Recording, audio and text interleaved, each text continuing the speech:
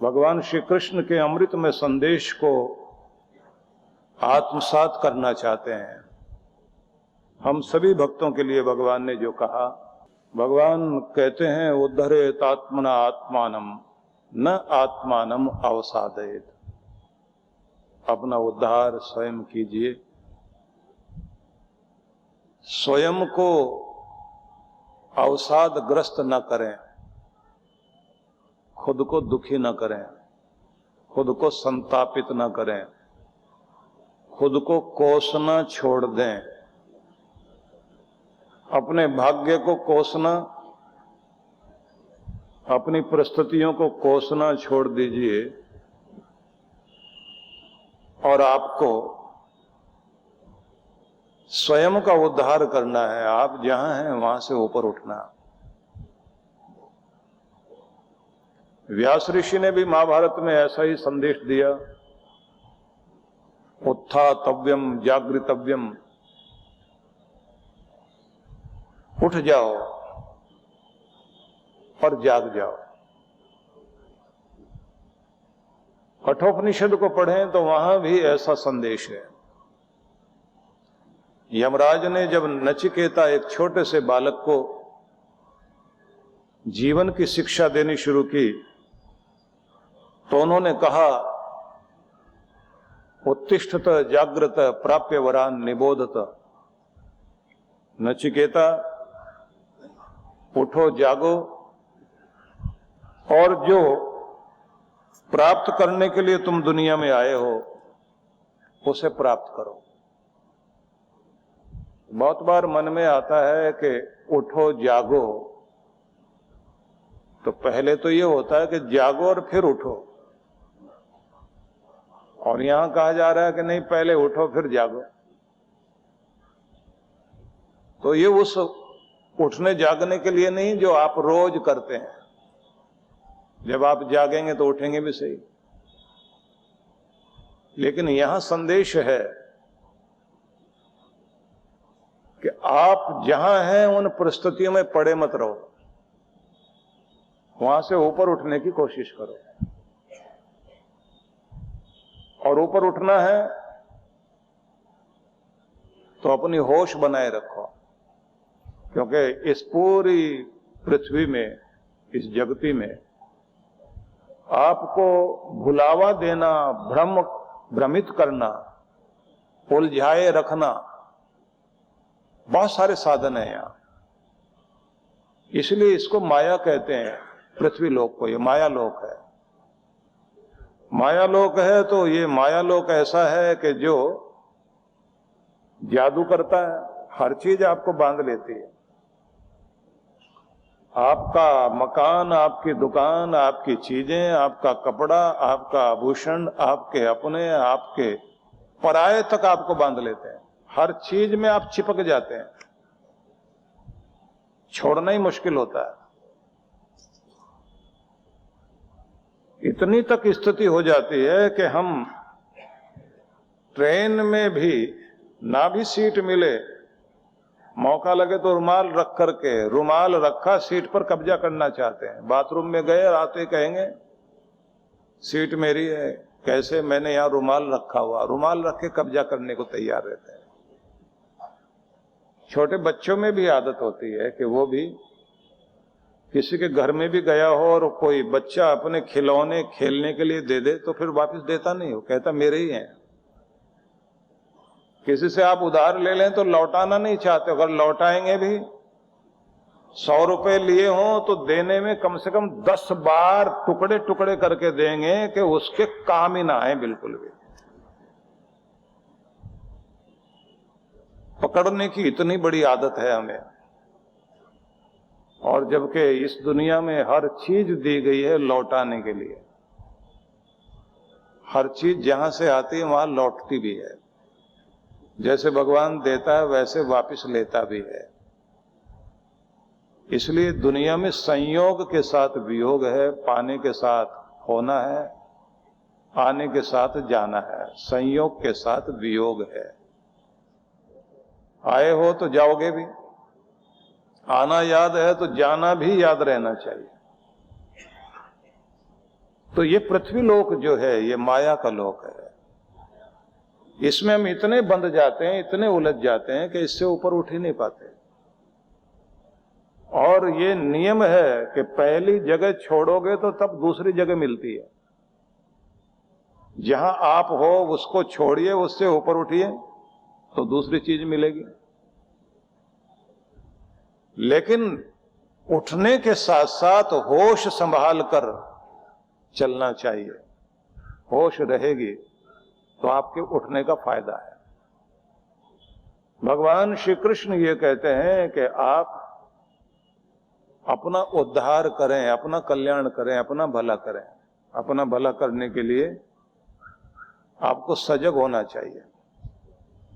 सजग होना इस रूप में है कि आप खुद को दुखी मत करें, संतापित ना करें।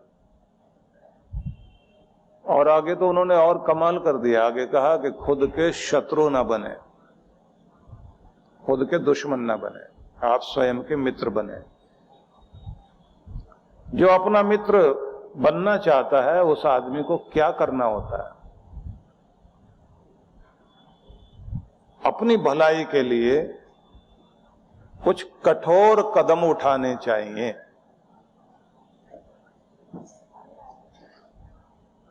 कठोर कदम उठाएंगे तो आपकी भलाई होगी, नहीं तो नहीं होगी। मुश्किल कहां होती है? जब आप जिंदगी की कठिनाइयों का सामना करना नहीं चाहते, जिंदगी के कठिन सवालों से भागना चाहते हैं। और यह ध्यान रखना, परिस्थितियां आपको एक कठिन समस्या के बाद और कठिन समस्या देती है। और जब आप पहले को सुलझा लेते हैं तो आप पहले से ज्यादा सक्षम बन जाते हैं, मजबूत, योग्य, समर्थ। और जैसे आप और समर्थ बनते हैं तो फिर और परीक्षा होती है। उसे सुलझा लेंगे तो और मजबूत हो गए। ये ऐसे ही होता है जैसे आपको नई नई क्लास पास करते हुए डिग्री मिलती जा रही है। जो सैनिक युद्ध लड़े हुए होते हैं उन लोगों का बहुत अनुभव हो जाता है, तो उनको बहुत महत्व दिया जाता है कि इन्हें वास्तविकता का सामना इन्होंने किया। क्योंकि थ्योरी तो सब लोग पढ़ लेंगे, सैद्धांतिक ज्ञान तो दे दिया जाएगा, असली ज्ञान तो वहां मिलता है जब आप सामने लड़ते हैं। हमारे देश में कुछ परंपराएं चलती हैं, जैसे विवाह से पहले लड़का लड़की का वर्ण कर लिया जाता है, नाम रख दिया जाता है वर वधू। वर का मतलब होता है जिसको चुना गया, सिलेक्टेड, ऐसे कह लीजिए। बहुत सारों में से एक को चुना तो उसका नाम हो गया वर। और जिस घर में से लड़की को देखा जाता है, अनेक लड़कियों में से एक का चुनाव किया तो उसका नाम वधू रखा जाता है। वह जो चुन ली गई लेकिन जो जिम्मेदारियों को निभाने योग्य है, तो उसके संस्कार देखे जाएंगे, कैसी पालना हुई, कैसे घर में। क्योंकि रंग रूप देखने से बात नहीं बनती, देखा यह जाता है कि इनके घर के संस्कार कैसे हैं, उठना बैठना कैसा, मिलना जुलना कैसा है, निभाने में कैसे हैं। अब इसके बाद में कुछ आगे परंपराएं होती हैं। उन परंपराओं में यह है कि लड़के के हाथ में और लड़की के हाथ में दोनों के कंगना बांधा जाता है। कंगन नहीं, कंगना। उसमें 7 गांठें लगी हुई होती हैं। 7 गांठों में कुछ चीजें होती हैं, जैसे हल्दी की गांठ, समुद्र वाली कोई कौड़ी, राई के दाने। ऐसे करते करते लोहे का छल्ला होता है, छल्ला एक प्रेम की निशानी मानी जाती है। ऐसे करते करते 7 चीजें होती हैं, 7 गांठें लगी होती हैं। विवाह हो गया, या होने जा रहा है। तो उस समय की परिस्थितियां आप देखिए,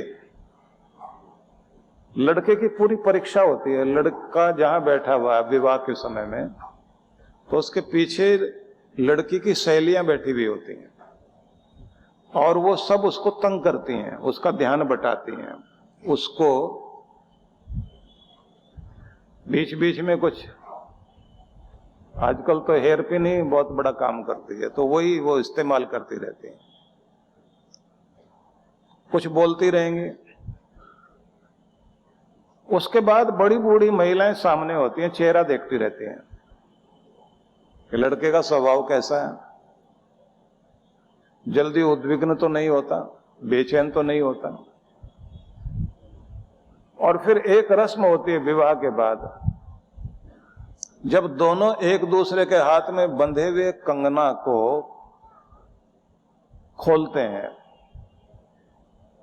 तो लड़के को कहा जाता है कि तुमने एक हाथ से खोलना है, लड़की को कहा जाता है तुम दोनों हाथों से खोल सकते हो, और गांठें लगी भी होती हैं। अब ऐसे समय में लड़की की सहेलियों की तरफ से कुछ ज्यादा छेड़छाड़ चलती है, वो ज्यादा तंग करती हैं। अब ऐसे में अगर लड़का जल्दी बेचैन हो गया कि ये तो गांठ खुल नहीं रही, कैंची दो भी काटता हूं, तो बड़ी बूढ़ी महिलाएं समझती हैं, चेहरा देखती हैं और धीरे से लड़की के कान में बोलती हैं, इसमें धीरज की कमी है, जल्दबाज है, परेशानियों का सामना आसानी से नहीं कर सकता। तुमने ध्यान रखना है, इसे जब भी कोई बात समझाना चाहोगे मूड देखना और पहले मूड बनाना इसका, तब अपनी बात मनवाना। आते शुरू मत हो जाना कोई भी बात के लिए, क्योंकि तरीका ढूंढना पड़ेगा। पानी वानी पूछ के, मीठी बातें करके, ठीक ठाक करके, सही मूड में, जो जैसे हम लोग ध्यान में बैठाते हैं ना, तो उस समय कहते हैं कि पहले माइंड सेट करो। माइंड की, मस्तिष्क की एक स्टेट है जिसे अल्फा स्टेट बोलते हैं, कि उस स्टेट में आप पहुंचिए पहले, फिर ध्यान की तरफ जाइए। तो हर जगह परीक्षा होती है। मैं तो ये उदाहरण आपको इसलिए दिया कि आपके जीवन में हर जगह परीक्षा होती है, आप अंदर से कैसे हैं। अंदर से अपने आप को मजबूत किया जा सकता है। तो हर दिन अपने आप को या तो कमजोर करते हो आप, या मजबूत करते हो। हर दिन या तो आप कुछ नया सीखकर अपने आप को और प्रतिभाशाली बनाते हो, या जो सीखा हुआ है उसकी भी अवहेलना करके भुलाते जाते हो। कितने लोग अच्छा पढ़ लिख चुके होते हैं, लेकिन धीरे धीरे अपनी विद्या भूल जाते हैं। उनको लगता है कि ये तो कहीं काम आना ही नहीं है। वो चाहे पोस्ट ग्रेजुएट भी हो जाए, पिछले वाला सब भूलते चले जाते हैं, क्योंकि उसको दोहराएंगे नहीं, नया सीखने की कोशिश नहीं करेंगे। जिंदगी उनको कुछ और सिखाने लग जाती है, पढ़ाई लिखाई जिंदगी से गई। नियम यह है कि हर दिन आपको अपने आप को मजबूत बनाना होता है, नया सीखना होता है। जो आगे बढ़ रहे हैं, विकास कर रहे हैं, ऊंचा उठ रहे हैं, वो अंदर से शक्तिशाली तो बन ही रहे हैं, समृद्ध बन रहे हैं, बुद्धिमान बन रहे हैं, मजबूत होते जा रहे हैं। उनकी एक पर्सनैलिटी बनती जा रही है। उस पर्सनैलिटी में गिना जाता है कि यह आदमी समस्याओं को सुलझाना जानता है, समस्याओं के सामने हार नहीं मानता। ऐसे सुलझे हुए इंसान के पास बैठकर दूसरों को भी ट्रेनिंग मिलती है, वो भी अपने आप को ठीक करते हैं। कभी भी फेल लोगों के साथ बैठकर आप कोई जिंदगी में ज्यादा अच्छा नहीं सीख सकते। उनके साथ बैठिए जिन्होंने जीवन में कुछ हासिल किया है, और उन्हीं की सलाह मानिए जिन लोगों ने जिंदगी में कुछ बनाया है। और जो अपने जीवन में फेल रहे हैं वो आपको फेल करेंगे। चुनाव में बहुत बड़ी बात होती है कि आप किसको चुनना चाहते हैं। अगर अर्जुन की जीत में उसकी वीरता का हाथ है तो उससे ज्यादा उसके चुनावों में बहुत बड़ी बात थी कि उसने कृष्ण भगवान को अपना सारथी चुना और कहा कि आप मुझे लेकर चलिए। दुर्योधन ने सबसे बड़ी गलती ये की कि उसने शकुनी को अपना सलाहकार चुन लिया, और कैकेयी की सबसे बड़ी गलती थी कि उसने मंथरा को अपना सलाहकार चुन लिया। आपकी जिंदगी के सलाहकार कौन है? आपको वो सलाह दे रहे हैं जो आपको कहते रहे साहब आप तो आज ही हो गए, अब आप कहां पड़े हुए, निकलो ना बाहर, आप इधर चलो उधर चलो, हम आपको वो बना देंगे वो बना देंगे। वो आपको जोश दिलाकर ले जाएंगे और आपका अपना असली जो आज तक आपने कमाया था वो गया आपका। लोग अपनी कमाई हुई गद्दी छोड़ बैठते हैं, अपना सिंहासन खो बैठते हैं, अपना स्टेटस खो बैठते हैं। जहां आप हो वो खोए नहीं और बड़े हो। एक ही गलती से जिंदगी तो सांप सीढ़ी वाला खेल है। लम्हों ने खता की और सदियों ने सजा पाई। एक लम्हे में गलती होगी और सदियों तक आपको उसकी पीड़ा भोगनी पड़ेगी, और यही कहते रहोगे कि बहुत बड़ी गलती हो गई। तो स्वयं का उद्धार कीजिए। उद्धार करने के लिए क्या करना होगा? परम पूज्य सद्गुरुदेव श्री सुधांशु जी महाराज के पावन सानिध्य में 4 दिवसीय विराट भक्ति सत्संग कार्यक्रम की रूपरेखा दिनांक 26 से 29 दिसंबर 2024 सायं 4:30 से 7:30 बजे। विशेष गुरु मंत्र दीक्षा 29 दिसंबर प्रातः 11 बजे। स्थान ललित कला तोरणम पब्लिक गार्डन नामपल्ली हैदराबाद। आयोजक विश्व जागृति मिशन हैदराबाद मंडल। संपर्क सूत्र 9812183585 9849128305 9030025800 9849017376। वृद्धजनों एवं जरूरतमंद भक्तों के लिए सत्संग स्थल पर व्हीलचेयर उपलब्ध हैं। आप सपरिवार सादर आमंत्रित हैं। परम पूज्य सद्गुरुदेव श्री सुधांशु जी महाराज एवं डॉक्टर अर्चिका दीदी जी के पावन सानिध्य में नव वर्ष का शुभारंभ नव प्रभात 2025 कार्यक्रम की रूपरेखा दिनांक 1 जनवरी 2025 नव प्रभात यज्ञ प्रातः 9 बजे।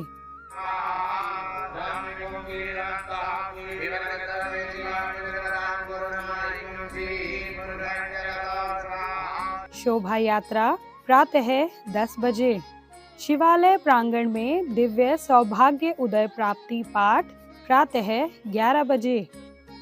भजन एवं सत्संग प्रातः 11:30 बजे। स्थान आनंद धाम आश्रम बक्करवाला नई दिल्ली। आयोजक विश्व जागृति मिशन नई दिल्ली। संपर्क सूत्र। अधिक जानकारी के लिए संपर्क करें।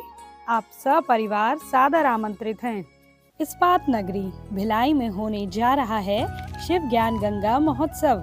परम पूज्य सद्गुरुदेव श्री सुधांशु जी महाराज एवं डॉक्टर अर्चिका दीदी जी के पावन सानिध्य में दिनांक 2 से 5 जनवरी 2025 कार्यक्रम की रूपरेखा शुभारंभ 2 जनवरी सायं 5 से 7:30 बजे।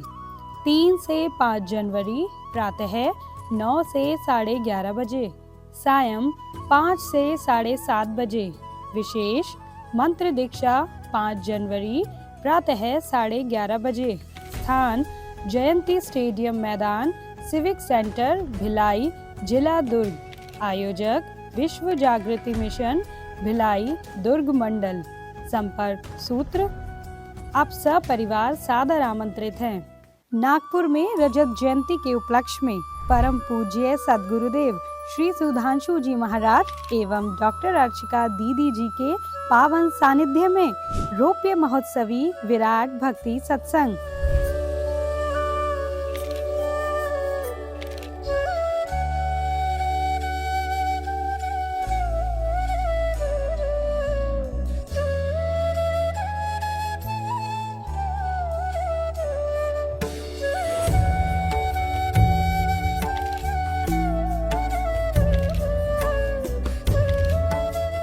कार्यक्रम की रूपरेखा। दिनांक 8 से 12 जनवरी 2025। शुभारंभ 8 जनवरी सायं 4:30 से 6:30 बजे। 9 से 12 जनवरी प्रातः 9:30 से 11:30 बजे। सायं 4:30 से 6:30 बजे। स्थान रेशम बाग मैदान, नागपुर, महाराष्ट्र। विशेष कार्यक्रम गुरु मंत्र दीक्षा 12 जनवरी रविवार प्रातः 11 बजे। आयोजक विश्व जागृति मिशन नागपुर मंडल। संपर्क सूत्र। आप सपरिवार सादर आमंत्रित हैं।